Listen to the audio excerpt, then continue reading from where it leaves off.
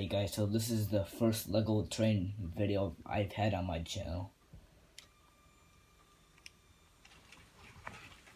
I thought it'd be something really fun to make, and I built the front of the locomotive myself, and my brother did most of the train car.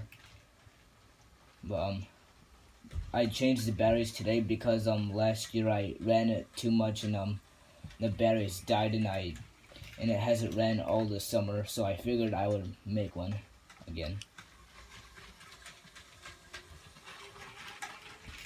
It's got a nice little track to run on. You guys can watch it go around for a little bit. Sorry about that.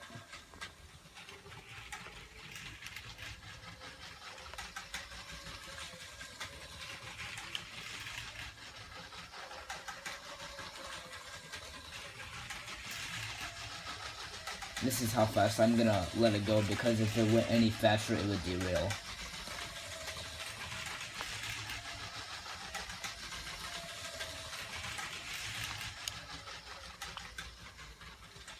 So I hope you enjoyed looking at this cool train. I'll be making more of these in the future, and like and subscribe and have a great night.